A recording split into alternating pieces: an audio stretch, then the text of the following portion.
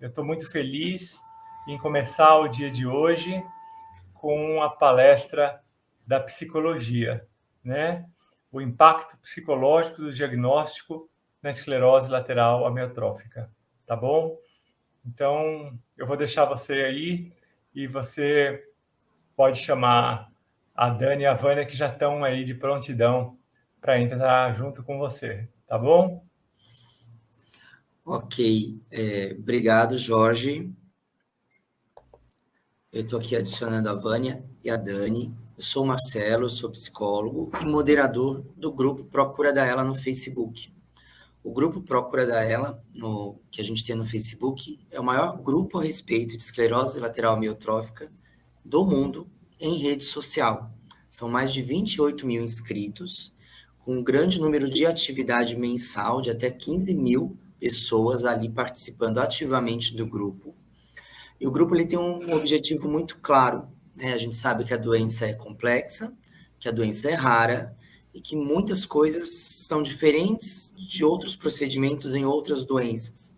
Portanto, é necessário e importante que os pacientes e as equipes de saúde tenham acesso às informações corretas da doença.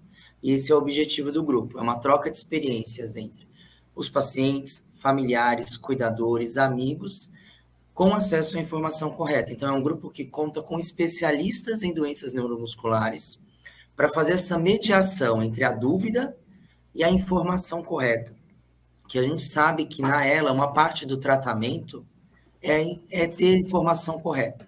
Sem informação correta, você não tem acesso ao tratamento que vai auxiliar o paciente. Né? A informação errada na ela leva a grandes riscos, tanto da evolução da doença desenfrear, quanto risco de óbito. Então, a gente sempre preza pela informação correta, pela informação científica, pela boa prática em saúde. E é pensando nisso que a gente formulou a possibilidade da gente conversar hoje com a Daniela Morgan, com a Vânia de Castro, ambas psicólogas clínicas da associação também, Procura da Ela, com experiência clínica em acompanhar tanto familiares quanto pacientes de esclerose lateral amiotrófica. E a ideia é a gente falar um pouquinho hoje a respeito do impacto que esse diagnóstico causa, né? E os desdobramentos desse diagnóstico, né? Tanto da busca quanto do diagnóstico e os desdobramentos posteriores na vida dos pacientes e na vida dos familiares, né? E eu acho que a gente vai levar como se fosse uma conversa, né? Esse é o nosso objetivo. E como uma conversa, eu gostaria de perguntar tanto para a Vânia quanto para a Daniela, dar bom dia, e convidar vocês a conversarem comigo a respeito disso. Quais são os impactos de um diagnóstico como esclerose lateral amiotrófica na vida do paciente e na vida dos seus familiares? Olha, que pergunta difícil, né? O impacto é muito grande, mas antes de mais nada, é um prazer enorme estar com vocês todos aqui. Agradeço a Procura da Ela por esse novo evento, né, pelo 7º simpósio, e sempre é muito bom a gente conversar a respeito dessas questões que trazem tantas preocupações, uma dor muito grande, mas sempre é muito importante a gente trocar ideias a respeito.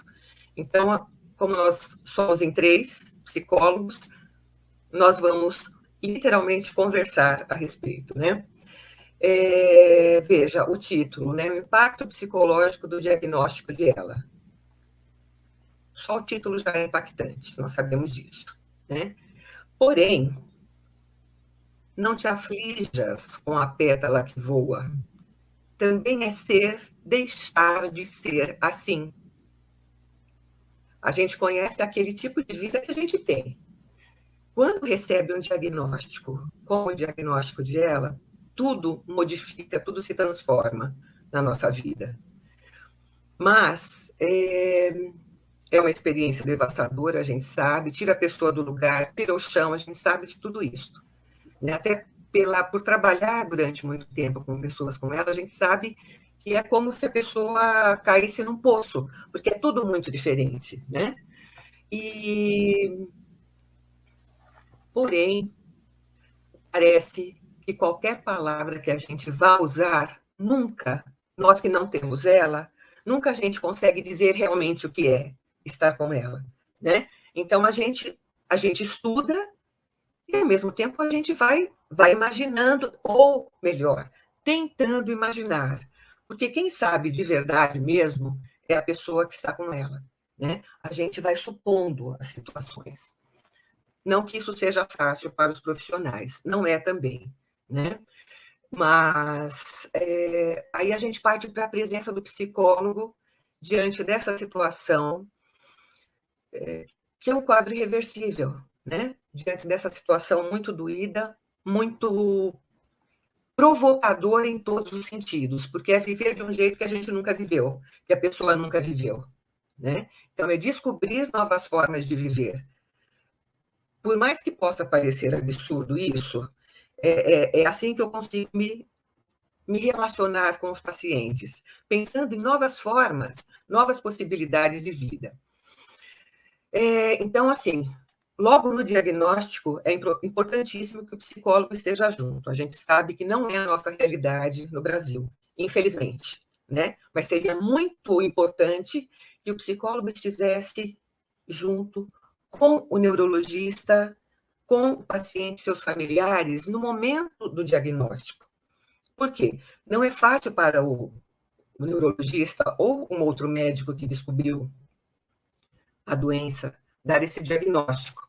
Também não é fácil para o psicólogo estar ali no momento de dar o diagnóstico, mas é preciso fazê-lo, né? Então, na verdade, o psicólogo e o neurologista ou outra especialidade da medicina estariam juntos para transmitir essa informação extremamente complexa. Na nossa realidade ainda não é isso que acontece, mas a gente sonha. Sonhar, nós não deixamos de sonhar. Sonhamos que um dia isso vai acontecer. Por quê? Para o paciente é benéfico e para a família também. Eu fico muito triste quando eu penso nisso, porque gostaria muito que isso acontecesse na nossa sociedade. Né? Por quê? Porque o paciente teria o apoio que o profissional da psicologia estudou durante 5 anos e fez os cursos, vários outros cursos, exatamente para conseguir dar esse apoio. E o psicólogo vai buscar o apoio com o psicólogo dele, né? Mas ele se prepara para dar esse diagnóstico junto com o médico, que seria o ideal. Como não é a nossa realidade, nós recebemos o paciente um pouco depois, né? Depois do diagnóstico, depois de muita dor, muito sofrimento. Mas o psicólogo pode sim intervir no curso e no percurso desse processo, né? Nessas situações de sofrimento e também na ressignificação da própria vida após um diagnóstico como ela. E a gente sabe o quanto é complexo. E tem uma coisa muito importante, eu acho que em outros momentos eu falei sobre autonomia do paciente. Hoje eu mudei, eu estou colocando responsabilidade. Por quê? Percebi no trabalho, durante o trabalho, que a palavra que eu queria usar para explicar o que era que eu estava pensando e sentindo era autonomia, mas não dava muito certo, porque ficava difícil para entender, né? Que a gente pensa em autonomia, uma pessoa morando sozinha, uma pessoa se mantendo sozinha. E a pessoa com ela, determinado estágio da doença, da evolução da doença, ela vai necessitar de alguém que a ajude. Porém, quem é o protagonista da situação? É o paciente. O protagonista é o paciente. Ele é dono da vida dele. Ele pode não fazer como fazia antes. É fácil isso? Não, não. Mas ele continua sendo dono da vida dele. Então, receber o diagnóstico de ela também é manter-se dono da sua vida, porque essa é que vai fazer a grande diferença no curso e no percurso da doença, né? A grande diferença que será feita. como a doença ela tem um caráter degenerativo, né? A gente não conhece a causa, não conhece a cura, não conhece um monte de coisa, apesar de ter uma série de medicações. Ontem o doutor Marco falou, né, a respeito das medicações, e no simpósio de ontem vocês ouviram muitas falas importantes sobre esse desenrolar, essa progressão da ELA. O impacto emocional ao receber o diagnóstico é sempre muito profundo, né? É o medo do que eu vou fazer, é o sofrimento pela dor mesmo de estar de um jeito e se tornar de outro, né? E além de todos os problemas que a ela afeta a vida, o cotidiano da pessoa, luta-se também para manter-se a existência nesse processo de adoecimento. Só por um motivo, gente, por um motivo simples. A pessoa está viva. Com limitações, mas está viva. Só que a gente não conhece ainda, eu acho que não. Depois eu vou ver com os meus colegas. Nós não conhecemos as várias possibilidades de vida que existem. Nós sabemos o quê? Da doença. Mas será que existe saúde nessa pessoa que está doente? Eu acredito que sim. Eu sempre acredito que sim. Que existe saúde. Então, nós vamos cuidar dessa saúde, nós, psicólogos. Porque da doença em si, tem vários profissionais que cuidam, mas é importante também que eles se direcionem para a saúde, porque existe saúde. Então, essa saúde, ela é extremamente importante, porque eu posso me resignar e falar, Deus, não vou fazer mais nada, porque eu não posso. Não posso fazer com as minhas mãos, conforme a doença vai se agravando, não posso fazer com os meus pés, mas se as funções cognitivas e intelectuais da pessoa estão preservadas, ela pode. Nós vamos pensar juntos o que ela pode fazer, o que ela não pode. Isolar-se de tudo, isolar-se do mundo e ficar ligada só na televisão.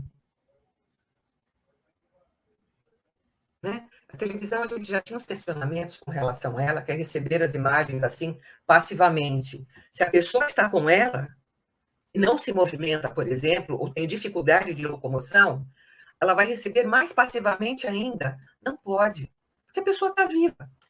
E esses dias eu fiquei sabendo de uma pessoa que eu conheço, eu ouvi uma coisa mais tão linda, eu conheço há muitos anos mesmo. Não vou falar quantos, porque senão vocês vão descobrir a minha idade. Eu não vou falar quantos anos, mas há muitos anos. E essa pessoa estava com conflito com o filho, o único filho, ela adoeceu, ela estava fazendo psicologia, adoeceu, devia estar no 4º ano de psicologia, ou seja, 21, 22, 23 anos. Tinha um filho, uma gracinha, um menino. Engraçado que a gente vai vendo crescer, tá? Vai vendo o filho crescer. E o menino passou pela adolescência, virou adulto, casou-se, e depois, o que aconteceu? Entraram num conflito enorme os dois, porque ela queria sair de casa para passear, e o filho falava, mas é muito difícil, eu não consigo, papapá. Ela entrou numa depressão, e o filho brigando com ela. Quando foi esses dias, ela me escreveu, eu falei, e aí, como você está, tal? Sabe que eu estou bem? Ai, que maravilha! É possível. A vida depois dela. O que ela está fazendo? Ela disse assim, eu resolvi, gente, há mais de 20 anos de ela, eu resolvi fazer uns cursos. Eu falei, nossa, que bacana. Porque eu estava brigando tanto com meu filho e a nossa vida estava sendo essa só. E resolvi fazer uns cursos. E estou muito feliz com aquilo que eu estou descobrindo. Então, é um pouco esse exemplo que eu quero muito deixar para vocês.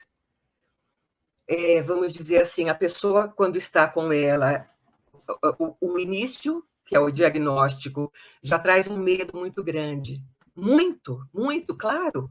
Não tem como não sentirmos medo. Vamos dizer, mexe tão profundamente que às vezes a gente não tem noção o quanto. Nós que não temos a ela, não conseguimos ter noção. Entendam isso, pacientes. Quem não tem a ela, a gente não consegue chegar pertinho daquilo. O melhor, a gente chega um pouquinho perto, mas é um pouquinho. Né? Vocês sabem, melhor até do que os cuidadores, o que se passa dentro de você.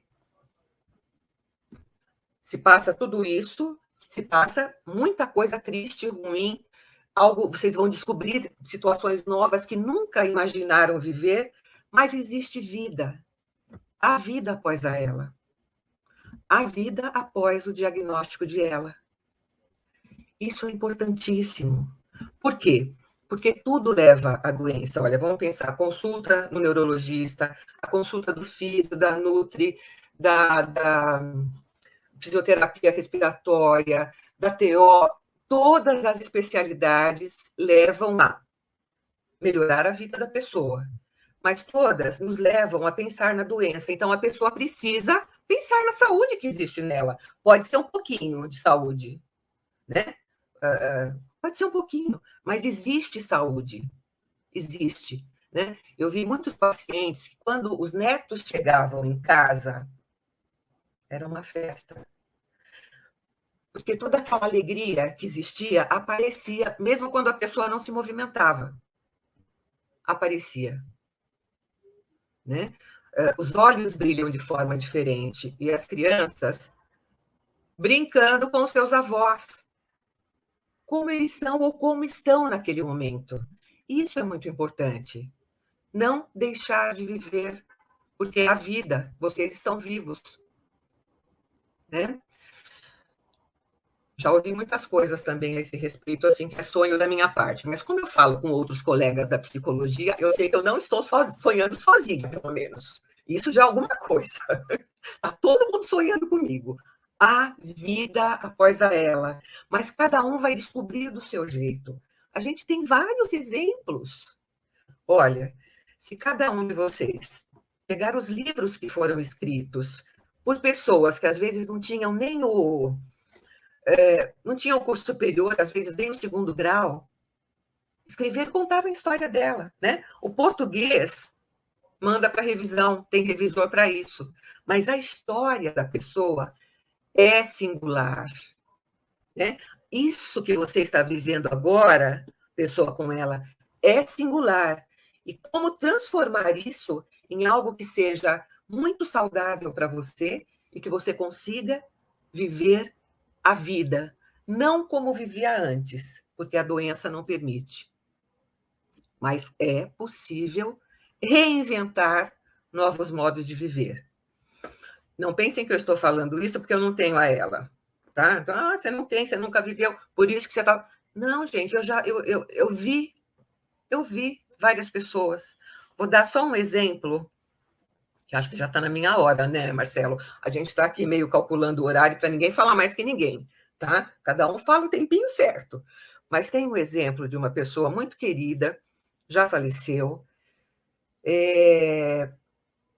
Ela estava decorando o apartamento quando ela recebeu o diagnóstico de ela. Decorando o apartamento, tinha mudado, lugar legal, apartamento legal, tudo legal. Estava decorando. Aí adoeceu e o diagnóstico foi esclerose lateral amiotrófica. Ela passou por um processo de... A doença progrediu de tal forma que foi tudo muito rápido, muito. Coisa de 1 ano, ela já estava acamada, sem movimentos, com tráqueo, com gastro, falando pela tabela visual. Só que tinha uma coisa muito legal, que foi exatamente isso que nos aproximou. Ela era poeta. Eu não me digo poeta, eu escrevo poesias, mas eu digo que ela era poeta, porque ela escreve muito bem. Tem vários livros, inclusive de poesias, publicados pós ela. Sem o TOB. Sem o TOB, gente. Entendeu? Quem tem facilidade hoje para usar o TOB, que usa, e graças a Deus que existe o TOB, ela falava sem o TOB, usando uma tabela visual, com o alfabeto e apontando-se as letras. Aí cheguei um dia na casa dela, eu sabia que ela estava procurando cortinas, procurando tapetes para colocar na casa, porque, olha que bacana, não é porque ela adoeceu que ela largou a casa, não. Ela queria decorar a casa para ficar do jeito que ela havia sonhado. Aí eu entrei, quando eu entrei, eu tive um impacto muito grande, porque eu olhei para a janela, tinha cortina, olhei para o chão, tinha tapete. Eu falei, nossa, ela conseguiu, né?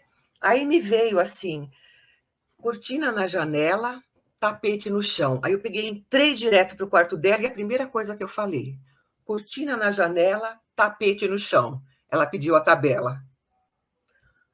E aí, letra por letra, a sala fica mais bela e isso alegra o meu coração. Olha, gente, ó, uma pessoa que teve a progressão dela foi tão rápida, mas ela conseguiu reverter a situação de tal forma que mantém-se viva por meio dos livros, das poesias que ela escreveu, e são muito profundas. Então, assim, esse dia ficou marcado na minha vida e é algo que eu não me esqueço. Depois esse poema virou música, então ficou mais lindo ainda. E uma coisa muito bacana é que uma família, o cantor musicou o poema e a família dele que cantava. Ai, olha, lindo demais. Então, existem possibilidades, não que seja fácil, não é. A gente sabe que é muito difícil, a gente nem tem ideia quanto, nós nem imaginamos quanto, né? Acho que daqui o Marcelo é a pessoa que viveu isso dentro da casa dele. Então, o Marcelo pode dizer com muita propriedade. Eu e a Dani, a gente diz por meio dos estudos, da observação das pessoas, da relação com as pessoas, né? Nós falamos sobre o diagnóstico, sobre a família, sobre o paciente, mas observando e estando juntos dessa forma. O Marcelo fala de dentro, assim como vocês, né? Estão presentes aqui hoje, falam de dentro, porque conseguem e estão vivendo, porém, a vida após a morte. Após a morte, a vida após a ela. Né? Que a gente normalmente associa, vocês viram o meu ato falho? A gente associa a morte. Só que, assim, quando eu comecei a trabalhar com as pessoas com ela, dizia-se, e disse ainda na literatura, que a pessoa vive de 3 a 5 anos.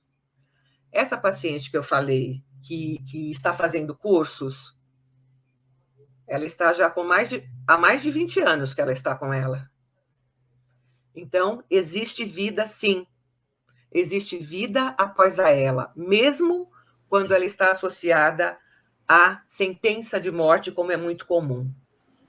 Existe vida. Isso é importante que cada um lembre-se bem e busque as alternativas, as possibilidades de dar vazão a essa vida. O Marcelo está se mexendo ali, eu acho que já é para eu parar de falar. Na verdade, eu queria, antes de passar para a Dani, complementar e reforçar uma coisa interessante, porque, assim, a gente sabe que o percurso para se diagnosticar a ela, de fato, é um período muito longo, é um período muito apreensivo para o paciente, porque pouca gente tem informação da doença, então muitos sequer imaginam que se trata de esclerose lateral amiotrófica. Então, é assustador, porque você não sabe, vai de médico em médico e não chega a lugar nenhum. E a gente tem que pensar que as pessoas fazem uma série de planos durante a vida. É natural do ser humano planejar a vida. E a ela derruba tudo. Né? Não tem como ser diferente, né? Isso provoca uma série realmente de situações que vão desde o desespero, angústia, tristeza, medo. E também tem isso que você disse, acho que o ato falho não foi à toa, porque as pessoas recebem uma sentença de morte, né? O diagnóstico é dado de uma forma muito brutal, e não tem também como ser diferente, é brutal, mas às vezes é dado de uma forma muito fechada, né? Por isso que a gente sempre fala assim, da importância do psicólogo, então, desde o começo, né? As pessoas não têm o hábito de já fazerem terapia para acompanhar a própria vida, né? ou só para se autoconhecer. Então, o profissional dificilmente está no percurso do diagnóstico. Mas ao descobrir o diagnóstico, é interessante já o psicólogo. O ideal seria antes, mas isso já não é mais tão provável de acontecer. Porque ao receber essa sentença de morte, o paciente, junto com os familiares, vão ter que quebrar isso. Eles vão ter que quebrar essa sentença de morte e encontrar a vida, encontrar saúde. Porque ocorre na ela 2 sentenças de morte, né? A primeira é a sentença de morte do corpo, né? Que é isso que é dado no diagnóstico, que o paciente tem que quebrar, ele tem que descobrir vida naquele corpo, e ele faz isso através do uso da mente. Mas tem a morte social também.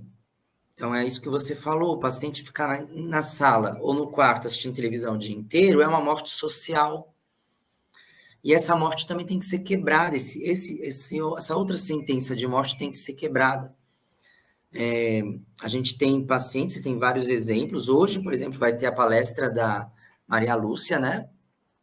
E ela não aceitou a sentença de morte social de forma alguma, nem a sentença de morte física. Ela é extremamente ativa, intelectualmente ativa, e ela sai socialmente ativa também. A gente vê isso nos posts do grupo, e essa é uma parte muito difícil, porque os familiares, os pacientes se queixam muito do distanciamento dos familiares, dos amigos, e isso também a gente precisa quebrar. E o paciente vai conseguir fazer isso com a ajuda dos familiares, dos cuidadores. E aí eu passo a bola para a Dani, porque os cuidadores também tinham e familiares, né? Tinham uma série de planos. E esse diagnóstico veio e derrubou tudo, né? E aí, Dani, como que é essa parte desse diagnóstico, né? Para o familiar, porque o familiar, ele não tem a ela, mas ao mesmo tempo ele tem, né? A vida de ninguém é a mesma. Exato. Após um diagnóstico de ela na família, pelo menos para quem cuida. Isso é muito claro e eu tenho muita segurança em dizer. Quem cuida do paciente nunca mais é o mesmo.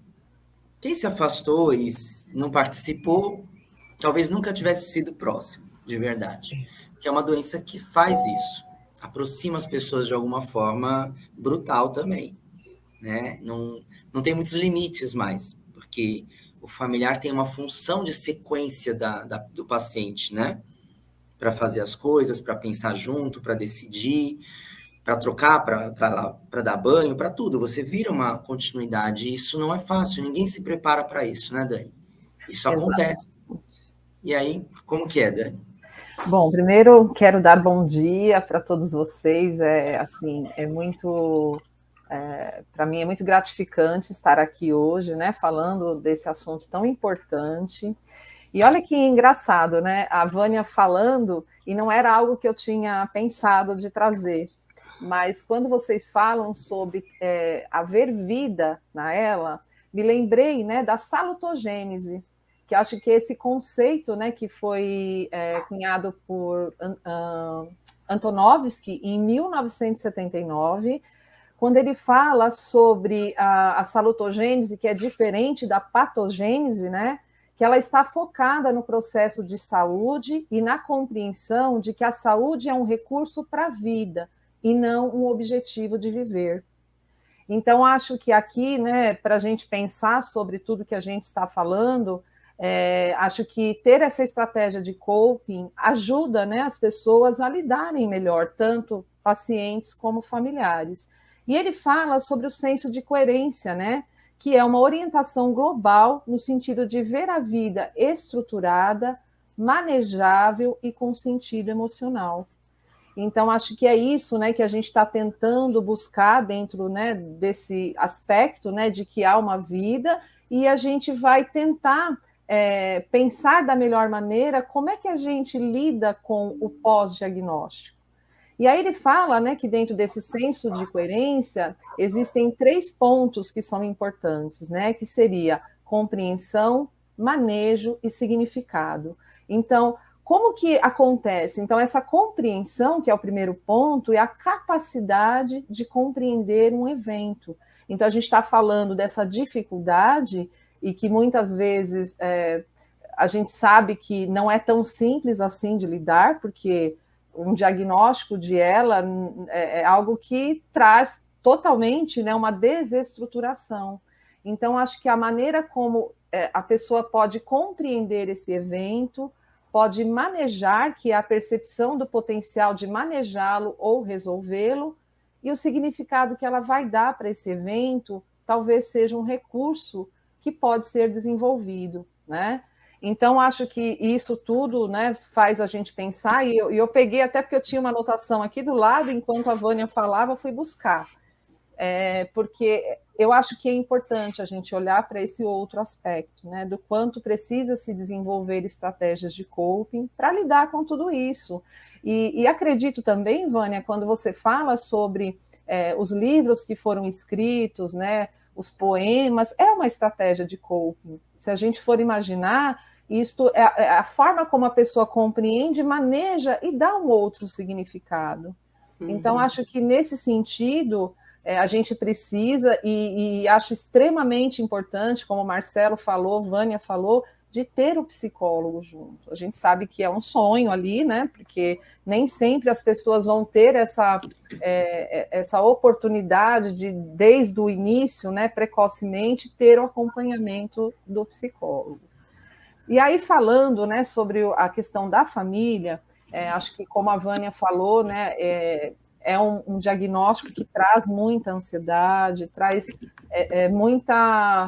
muitas mudanças, não só na vida do paciente, como do familiar. E aí eu pensei, gente, assim, no primeiro momento, acho que quando a gente recebe a notícia, é o choque. Isso eu já falei no outro simpósio, né, sobre, pensando nessa perspectiva do familiar. Logicamente que esse choque não é só para o familiar, também para o paciente, mas eu vou tentar agora colocar o lado do familiar, do cuidador. E aí, assim, no primeiro momento, o que ele pensa? Qual é a melhor evidência que a gente tem para tratar e talvez retardar a progressão da doença? Então, acho que esse é o primeiro ponto, né? E aí ele começa buscando, bom, o que tem de tratamento, quais são os remédios, na ânsia de ajudar, né, o familiar que está ali com a doença. Só que aí, gente, a gente vai percebendo que no decorrer desse processo, os familiares vão se deparar com diversos obstáculos. Por exemplo, a questão de, muitas vezes, o paciente não aceitar determinadas condutas, né? Então, a questão da tráqueo, ou seja, físio, fono, nutrição, e aí começam a surgir os conflitos.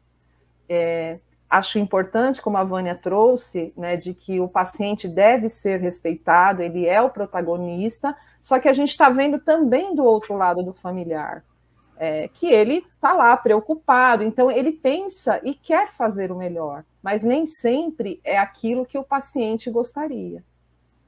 E acho que aí a gente entra nesse conflito, tá?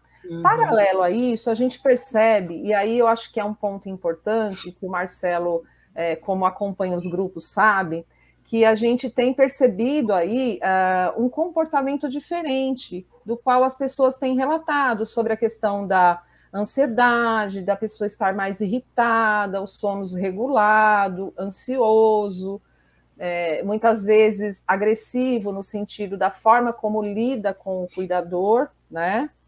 E aí a gente começa a perceber essas nuances psíquicas de que algo não vai bem mesmo, né?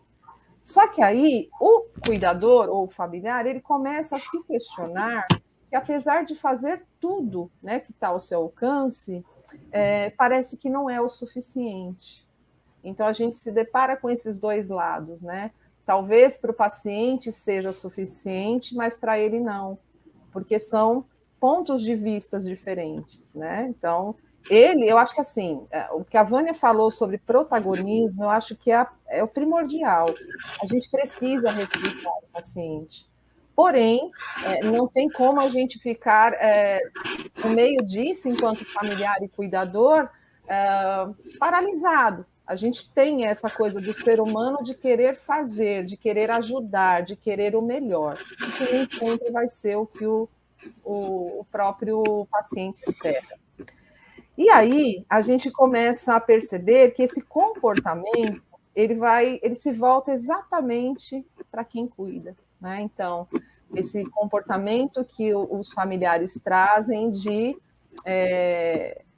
conflitos mesmo, né? De não querer, de ficar agressivo, enfim, percebem que está mais ansioso. E eu acho que nós precisamos falar sobre isso, né? Porque acaba se tornando uma sobrecarga para quem cuida, tá? E aí, eu fiz uma pergunta que eu acho que ela é importante, eu vejo como ponto principal para que a gente consiga organizar pensando nesse impacto do diagnóstico.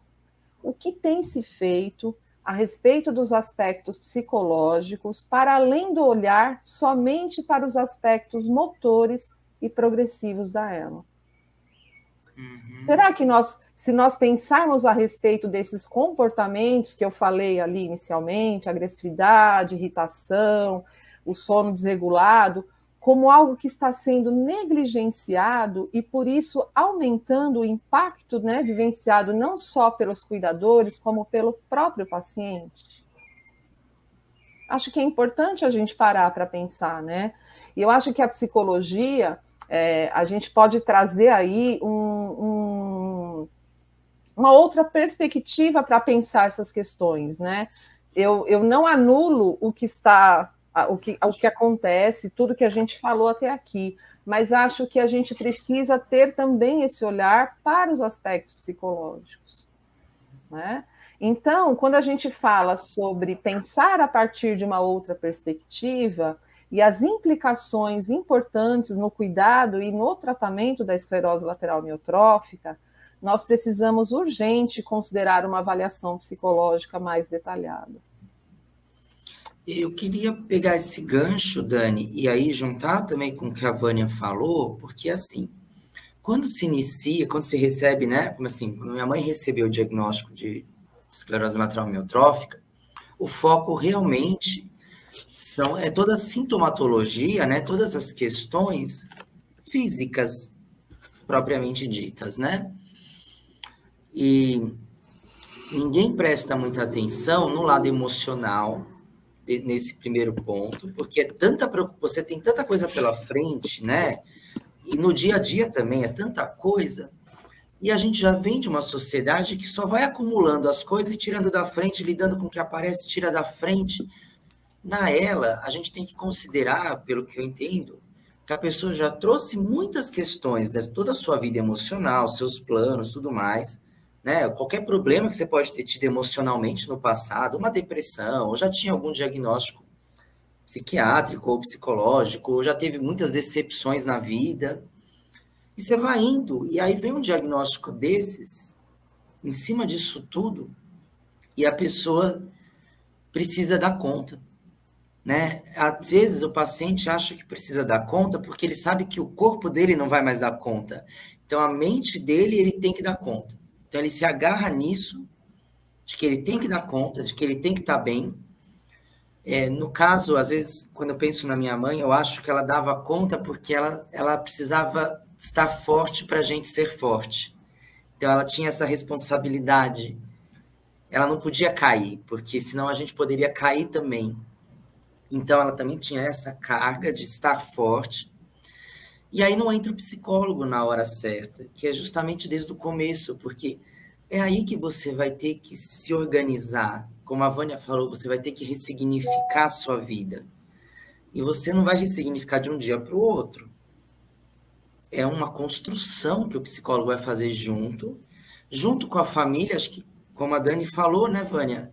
A família participa dessa ressignificação, porque por mais que o familiar tente fazer tudo, ele não vai dar conta de tudo. E o paciente começa a se frustrar com os cuidadores e familiares, né? E aí, se não houver alguém que ajude nisso tudo, fica mais difícil. O psicólogo é a pessoa com mais capacidade para poder ajudar a família como um todo nesse momento. Ao mesmo tempo, o familiar também tem que estar atento a essas modificações emocionais no paciente, porque é ele que vai estar fora da doença, de certa forma, para ver que o pai está diferente, que a mãe está diferente, que isso, que aquilo, né? Que a esposa não está com as mesmas reações de antes, que ela pode estar precisando de alguma coisa. Então, é bom ter uma avaliação psicológica realmente de fato, né, desde o início da doença e no decorrer da doença. Porque a gente sabe que o diagnóstico, ele não fecha a situação, né? A ela não tem um diagnóstico que fecha, tem um remédio, tem um tratamento. Não. É um diagnóstico que o paciente tem que estar ativo o tempo todo, participando disso, sendo desafiado pela doença e pelo tratamento o tempo todo. Então, ele tem que estar o tempo todo dando novas respostas, ressignificando de novo, né? E aí até acho que é importante os outros profissionais, porque quando o familiar não conseguir ter essa perspicácia do que está acontecendo, e o próprio paciente não tem, os outros profissionais também podem observar e sugerir o acompanhamento psicológico. Eu acho que isso é ideal. Que às vezes quem percebe é a fono, que a fono foi no domicílio e viu aquela situação acontecendo, né? E eu acho que é importante, então, a gente estar aberto a investigar também a situação.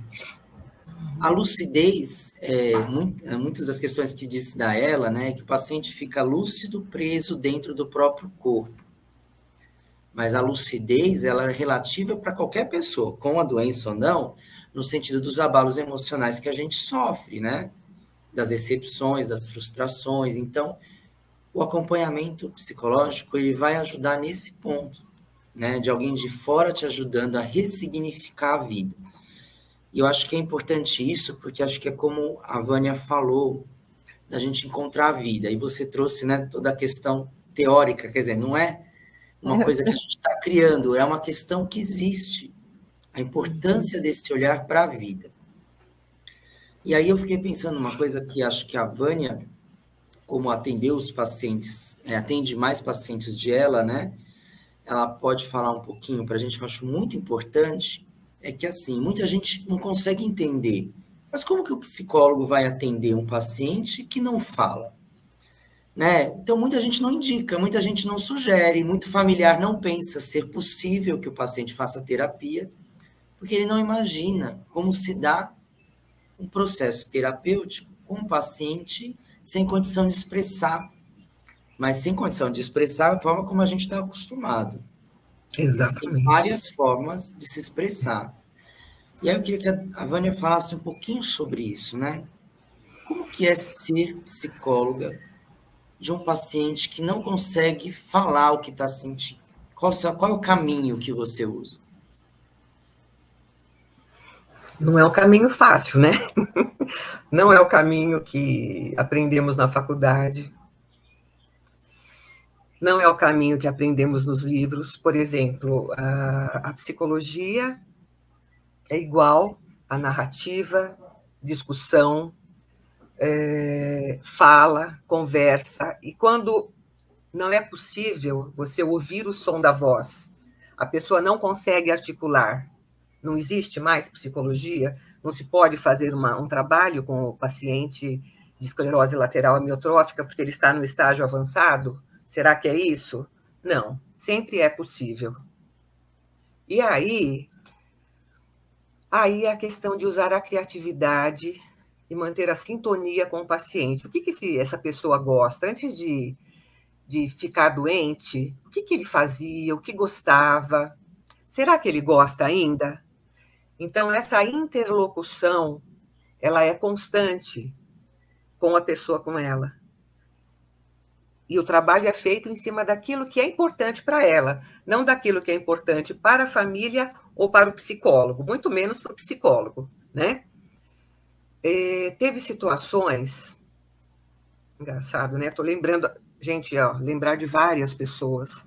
Nossa, tanta gente passou na vida já, muitas pessoas com ela. E eu me lembro de um senhor que ele era ancião na igreja, nos Testemunhas de Jeová. Então, ele era a pessoa responsável. E ele não conseguia expressar, ele ficou muito tempo depois do diagnóstico sem se comunicar, porque esse é um ponto. Eu posso não falar, não sai, o som da minha voz não sai, mas eu tenho meios de me comunicar. mesmo quando o meu corpo está paralisado. Né? Hoje a gente tem o TOB, que é uma coisa maravilhosa. Antes não tínhamos, antes tínhamos a tabela visual. Então, por meio da tabela visual, na época eu estava até meio sem jeito, não sabia usar a tabela visual, aquele dia não tinha levado, fiz uma tabela visual, que é o abecedário, pode ser só o abecedário. Você vai criar algo que seja fácil, rápido, para que o paciente consiga expressar. Então, apontando letra por letra, ele foi fazendo um discurso. Demorou um tempo enorme. O psicólogo tem que ter tempo, mas principalmente a disponibilidade interna para dedicar aquele paciente. Viu, psicólogos que estão nos ouvindo?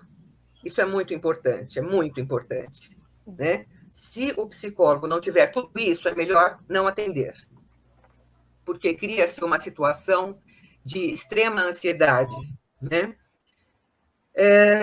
E ele foi ditando letra por letra, ditando assim, eu mostrando, e nós havíamos combinado um sinal, que na verdade era o olho que ele conseguia movimentar. Aí ele fez um discurso para passar para os membros do salão que ele frequentava e que ele tinha uma posição de destaque. E foi muito lindo, foi assim, muito bonito. Então, o profissional da psicologia, nesses casos em que a fala não existe, a forma de comunicação habitual não existe, nós vamos buscar formas de. Vamos pegar um paciente religioso, extremamente religioso. O que o paciente gosta? Ele vai gostar de ler a Bíblia, de ouvir a Bíblia, se ele não puder ler, né?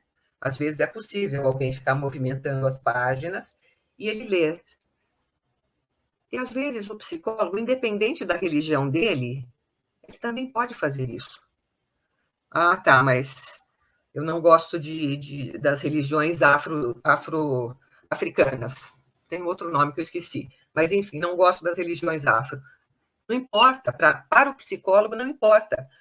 Ele está cuidando da pessoa que essa é a fé que ela professa. Então, nós vamos ler algo. Se não tiver o que fazer, nenhuma possibilidade. Né? Porque, às vezes, algumas pessoas em estágio muito grave, ou melhor, muito avançado da ELA,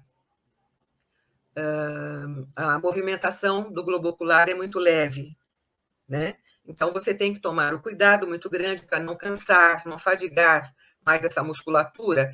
Então, nem sempre a sessão vai durar como no consultório, ou como um atendimento domiciliar outro.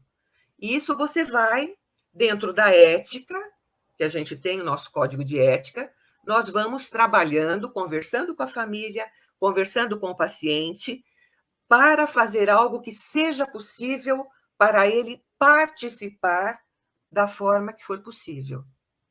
Né? Às vezes mesmo, é verdade, lendo a Bíblia para ele. Né? Eu lembro de um trecho do livro da Elizabeth Kubler-Ross, que trabalhava com pacientes, é uma psiquiatra que trabalhava com pacientes sem possibilidades de cura, né? Que estavam eu falo no terceiro andar por ter trabalhado num hospital, e os pacientes que não tinham, não se comunicavam, não se movimentavam, ficavam no terceiro andar meio esquecidos, né? Então, eu costumo falar que ela trabalhava no terceiro andar, por conta da minha experiência. Então, uma psiquiatra de renome, o que ela fez com um paciente que não tinha condições de expressar, de se comunicar, de falar, mas ouvia muito bem. Ela sabia que ele era religioso, ela começou a ler a Bíblia. E ela ficava meio ressabiada, porque ela falava, meu Deus do céu, o que vão falar de mim como profissional? Eu aqui lendo a Bíblia para o paciente? Mas é isso, gente. Podemos ler a Bíblia, desde que o paciente queira e que a vida dele foi voltada para a religião, seja a religião qual for. Nós vamos aprender, né? Aprender e respeitar a fé daquela pessoa, a crença dela. Na verdade, quando nós estamos diante de uma pessoa como ela, nós temos que respeitar, mas assim, o mais profundo sentido da palavra respeito tem que haver ali. né?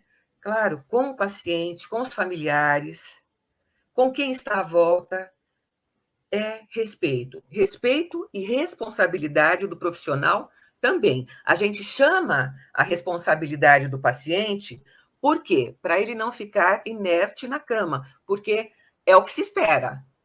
É o que se espera de uma pessoa com ela. Que ela fique resignada, deitada na cama, ela não pode falar, ela não pode levantar, ela precisa de ajuda para tudo.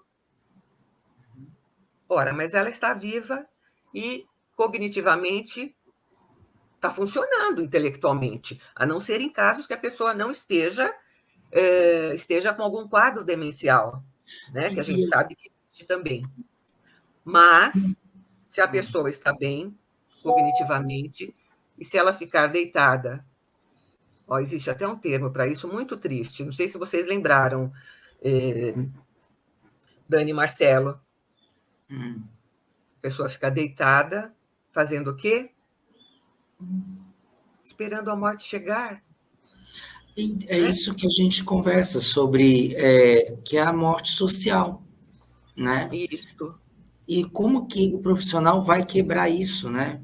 E vai quebrar isso trazendo a família para perto, trazendo a vida que a pessoa tem. Então, a gente tem que ser tão neutro que é como se, às vezes, o psicólogo ele não pudesse existir.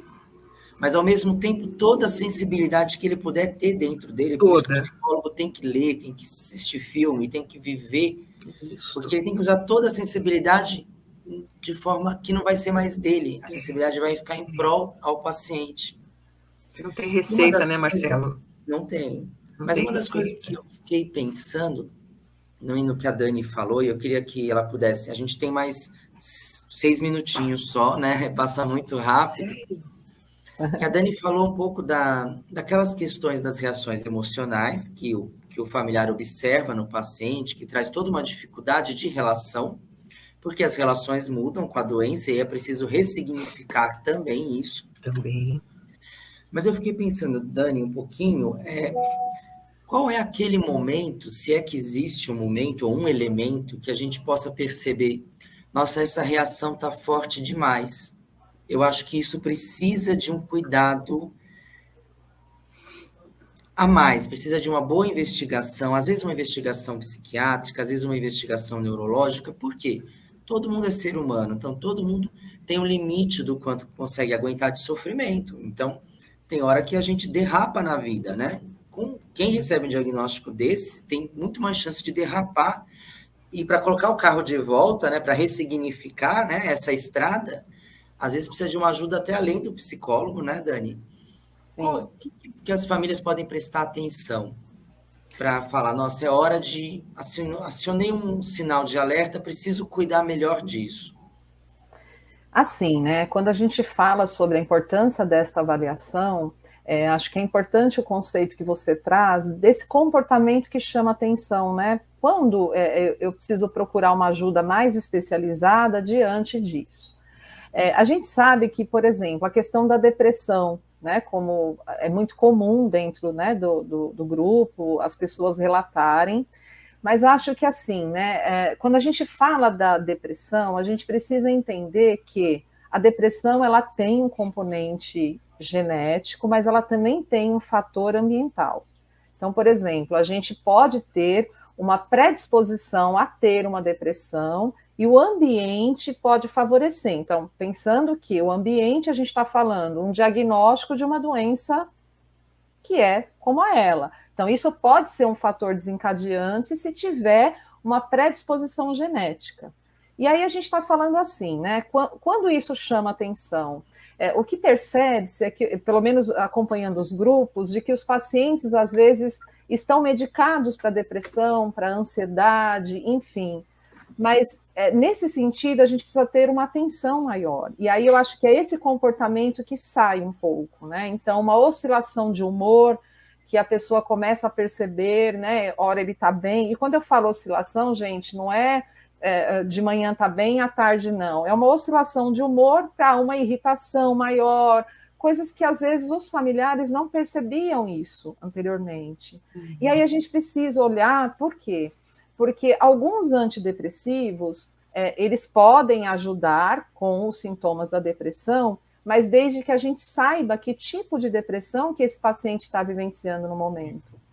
Então, quando a gente fala de depressão, ela está dentro do transtorno de humor, né? E que pode ser uma depressão unipolar, uma depressão bipolar, enfim, tem tipos de depressão. E eu acho que é nesse sentido que quando se medica sem saber especificamente para que está fazendo, e veja, isto é algo porque não temos essa possibilidade de fazer uma investigação mais profunda, até porque às vezes a própria família desconhece. Então, estou vendo que tem alguma coisa que não está bem, vai medicar, e às vezes com um clínico, um médico que acompanha o paciente, porque nem sempre é possível ter toda uma equipe aí, né, transitando nessa conversa. E aí é onde a gente fala que seria importante, né, ter essa avaliação, porque a medicação vai fazer a diferença também. Então, se a gente está falando de uma depressão unipolar, o antidepressivo vai ser ok. Se não for, pode ser que isso, ao invés de melhorar os sintomas, piorem. Então, acho que é nesse sentido, Marcelo, que precisa, né, até em relação à ansiedade, à insônia. Então, a gente sabe que tudo isso é um processo que está dentro e que precisa ser avaliado. Que eu observo também é que, assim, em pacientes que não têm nenhuma questão de cognitiva que impeça tomar decisão ou que impeça compreender o que está acontecendo, é o paciente começar a ter negativa de coisas que vai ajudá-lo até imediatamente. A gente sabe que tem pacientes que recusam tratamentos invasivos e cirurgias que vão provocar até o prolongamento da vida, mas também o prolongamento da doença. Então, ele já tem uma postura de eu não vou fazer isso, não vou fazer aquilo. Ele tem essa compreensão. Mas a gente vê pacientes que fazem coisas do tipo, nega se alimentar, nega ir para o banho, nega isso, nega aquilo, que são coisas que você fala, nossa, mas isso está muito estranho, porque isso vai trazer um alívio imediato dessa dor, desse sofrimento. Eu acho que aí também é um ponto importante, né? Parece que ele não está conseguindo raciocinar da maneira mais coerente para o seu bem-estar. E acho que isso é uma coisa que a gente tem que prestar atenção também. Conversar bastante, orientar. Tem muitos familiares que têm essa dificuldade, então eu sempre penso assim, gente, se esse assunto é muito difícil, vê se tem outra pessoa que pode conversar com o paciente. É mais ou menos assim que eu fazia em casa. Tinha coisas que eu falava com a minha mãe, ela me ouvia mais, tem coisas que ela ouvia mais o meu irmão, tem coisas que ela só conversou com meu pai. Mas a gente tinha essa quantidade de pessoas ali também para intercalar, claro. Né? E acho isso muito importante mesmo, né? Ter esse olhar para aquilo que está passando do limite. E volto naquilo que a Vânia falou, a gente ressignifica, a necessidade de ressignificar é desde o começo, né? Para a gente poder assim concluir aqui, né? Porque não dá para esperar a doença evoluir muito para ressignificar, não dá nem tempo do psicólogo também auxiliar. Mas como a Vânia falou, o psicólogo atento, o paciente, ele consegue, claro, sem intervir em qualquer momento. Mas o quanto antes, melhor. A gente sabe que não é fácil a gente conseguir profissionais de psicologia na rede pública, pelo menos na quantidade e na forma que a gente gostaria, né? Hoje, boa parte das políticas estão muito voltadas para o coletivo, pelo menos aqui na cidade de São Paulo, que é onde eu tenho informações, né? Acredito que é a nível Brasil. Mas, assim, quem não pode, através do convênio, embora o convênio não possa mais limitar a quantidade de atendimentos, hoje vocês têm que buscar atrás dos direitos de vocês. Isso. Atrás disso. O convênio não pode falar, é só 10 sessões de psicologia. Não, é lei. Liguem para a associação, peçam informação com as nossas assistentes sociais, elas estão à disposição na sede para orientar o Brasil todo. Mas também vá na UBS. Converse na UBS, tem psicólogos ali, tem o NASF, que é Núcleo de Atendimento à Saúde da Família, né? Eles normalmente são um polo, né? São várias UBSs que eles atendem, eles vão rodizando, mas tem. Se não tem, é defensoria. É cobrar o município do atendimento, tá? Mas aí pode entrar em contato com a sede que eles vão orientar um pouquinho melhor tudo isso. E tem uma questão aqui que, para a gente poder concluir aqui, que foi até o Jaime que fez, que ele falou da importância de uma opção religiosa, e a Vânia até tocou um pouco nisso. Eu acredito que o ideal é assim, ele colocou assim a pergunta dele. Eu não sei se se aparece para vocês, Não. mas deixa eu ver se eu acho aqui. Qual a importância de uma opção religiosa ou não quanto da aceitação e convívio com aterrorizante diagnóstico? Auxilia ou atrapalha?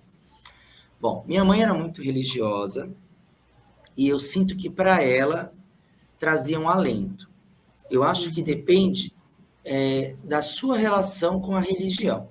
Religião pode ser uma coisa que te acalente, que te traga um berço, né, para você repousar, mas também se você encara a doença como uma punição ou como algo que você não consegue entender do ponto de vista da sua relação com Deus, uma relação íntima de cada um, que às vezes alguns não têm, outros têm, a religião também pode não ser bom. Então, acho que não se pode forçar ninguém a ter uma religião ou a ter um vínculo, né, com isso. Eu acho que depende do paciente, da história dele com a religião, né?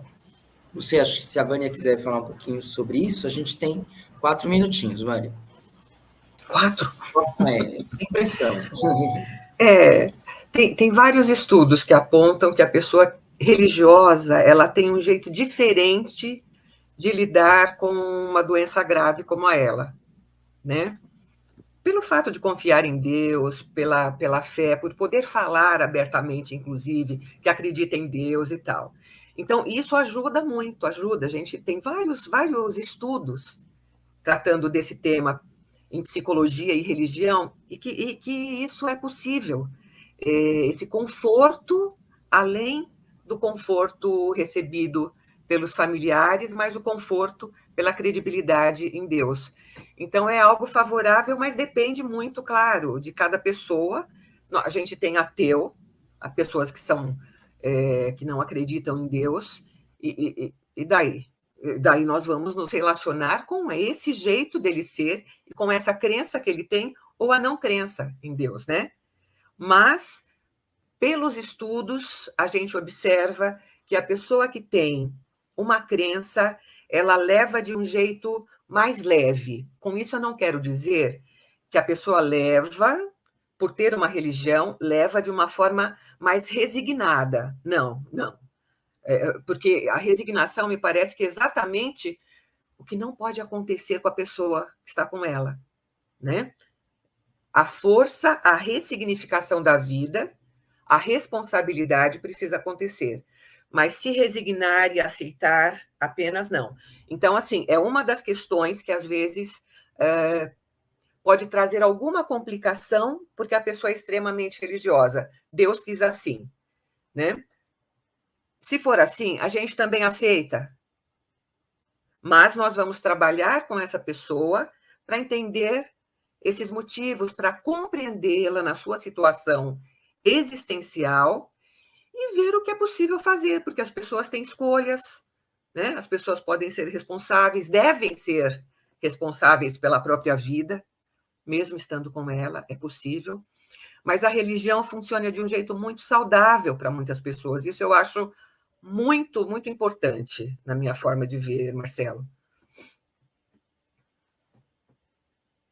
Que a questão, assim, que a gente está falando agora de saúde, né? Para a gente fechar, né? Através do que a Vânia falou, do que a Dani disse, nosso tempo já está no limite, mas, assim, eu acho que é dever do familiar, não vou dizer dever, porque isso não é para todo familiar, mas vou dizer assim, é dever do familiar que refletiu e optou e ficou para cuidar, porque, na verdade, o familiar é o cuidador, né? A gente, às vezes, usa a mesma palavra para os dois.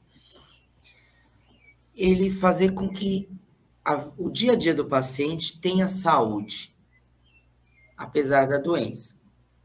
É buscando conforto a todo momento, é buscando o tratamento mais correto e adequado a todo momento, é cuidando de si, fazendo sua terapia para estar bem, para cuidar também. Então, é uma função do familiar e do cuidador isso, ajudar o paciente a encontrar saúde. Porque tem hora que o paciente não vai poder sair da cama para fazer as coisas. Então, é você que tem que trazer os filmes, os livros, a ideia, e fazer o paciente participar, né? é aquela coisa, o paciente tem a opção de escolher a própria roupa que ele quer vestir, às vezes é uma coisa tão pequena, e a gente vê pessoas passando como um trator por cima de coisas que... Gente, o paciente ele pode optar pelo que ele quer comer, o que não quer comer, e também pode decidir pelo aquilo que é mais importante na vida dele. Né? A gente está aqui, o Maurício também trouxe uma questão do desânimo, da desmotivação, o que acontece? Acho que é um tema para a gente conversar mais para frente, que é quando o paciente recusa tudo. Né? Mas às vezes ele recusa tudo porque ele não tem outra opção. Que opções a gente oferece de saúde para o paciente? É isso que a gente tem que pensar. Um paciente que não tem outra opção, você recusar tudo, porque nada de saúde é oferecido para ele. A vida vira uma rotina de tratamento e ninguém pode viver assim. Isso é importante. A vida do paciente não é ser manipulado e vem físio, vem fono, vem o psicólogo, não. Cadê a vida nisso tudo? Acho que essa é a tarefa que nós psicólogos precisamos ajudar a introduzir no dia a dia das famílias que vão chegar até a gente e tal, e os familiares que estão aqui nos ouvindo refletirem um pouco sobre isso. O que a gente está trazendo de vida para o paciente para que ele seja saudável? Se ele não tiver, se a gente não acrescentar isso, ele não vai ter outras reações a não ser adoecer psiquicamente, adoecer emocionalmente, adoecer socialmente. Né? Por exemplo, uma coisa só para a gente concluir, eu nunca fui tanto no cinema com a minha mãe como após a doença. Foi uma coisa que a gente descobriu. Sair para almoçar e visitar minha avó, ir no cinema, ir passear no shopping. A gente não fazia isso antes. E isso ganhou uma importância tão grande, né? Era o sábado que a gente já sabia que ia fazer alguma coisa, que eu tinha que pensar, ir no zoológico, não importa, mas é trazer alguma coisa de vida, gente. E é isso que acho que a gente pode levar, né? Se vocês quiserem falar alguma coisa de conclusão, mas eu concluo com isso, é trazer vida. Eu só queria concluir que assim, como você mesmo disse, é um tema que a gente pode explorar, né? Acho que poderíamos até pensar numa live posteriormente, né? Que acho que isso tem bastantes desdobramentos.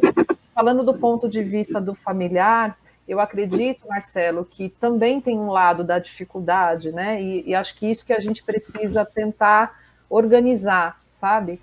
O ponto de que o quanto isto pode ser difícil. E ele até tenta oferecer, criar todo este ambiente, mas nem sempre é aceito, né? Então, por isso que eu acho que é algo que a gente pode pensar em um desdobramento, tá? Eu sei que não temos mais tempo, mas é um tema que chama bastante atenção e eu gostaria de poder falar mais, né? Acho que discutir com vocês sobre isso. Eu vou só trazer o Fernando Pessoa, tá? Para a gente encerrar. Ser todo em cada coisa. Põe quanto és no mínimo que fazes. Isso na minha cabeça cabe para o paciente, para os familiares, para os profissionais. E Fernando Pessoa é Fernando Pessoa, traz muita coisa para a gente, boa, né? O Marcelo falou no comecinho, aprendizagem por romances, por vídeos, falou agora pelos filmes. É isso mesmo, é isso. Não só a TV como algo estático, mas a TV como saúde, como vida, a saída de casa como saúde e como vida. Então, ser todo em cada coisa. Põe quanto és no mínimo que fazes. Fernando Pessoa. Bom, gente, muito obrigado. Maurício perguntou como que contacta a gente para orientação psicoterápica. Maurício, faz o seguinte, entre em contato com a sede da Associação Procura da Ela, né? Deixa seus contatos, pode deixar com as assistentes sociais e fala para passarem para a gente, que aí a gente verifica direitinho o que você está pensando, se é o que eu estou entendendo, e aí a gente conversa com a Vânia, conversa com a Dani a respeito, tá? E é isso, gente. Espero que tenha ajudado vocês a refletirem um pouco, a olharem a situação, que aqui do lado de quem foi familiar é extremamente sofrido mesmo. Acho que a Dani tem razão também em dizer que às vezes o paciente não quer essa vida, né? O que a gente vai fazer, né? vamos ter que ressignificar tudo de novo, porque a vida é isso, né? É um amontoado de ressignificações. Mas é isso, gente. Muito obrigado por tudo, tá? Acho que agora já vai entrar o Rogério, o Teó, e é com vocês aí. Obrigado, Lina. Beijão. Obrigada. Olá, pessoal, Tchau, tchau. tudo bem? Né? Eu estou aqui agora e muito obrigada. Acho que eu assisti totalmente a palestra de vocês, fiquei, né, no vídeo, no computador, no celular, e realmente vocês trouxeram palavras assim de muita força, né? Eu acho que não tem quem não esteja ouvindo e que não tenha se identificado com alguma parte dessa apresentação de vocês, né? Acho que nós terminamos com a palavra sendo ressignificar, né? A vida não só dos pacientes, como as nossas também, cuidadores, né? E os próprios profissionais, né? Acho que aprendem muito também no dia a dia com a gente, né? Com os pacientes e com o próprio cuidador, né? Que, como vocês falaram, a gente não tem a ela, mas a gente vive, né, a ela. Bom, muito obrigada por vocês. Acho que vou levar a ideia da gente, de repente, ter periodicamente uma apresentação de psicologia, que eu acho muito importante, porque são vários temas, é muita coisa para se fazer, tá bom? Vamos combinar isso daí mais para frente. Beijo grande para todos vocês. Beijo. Obrigado. E agora,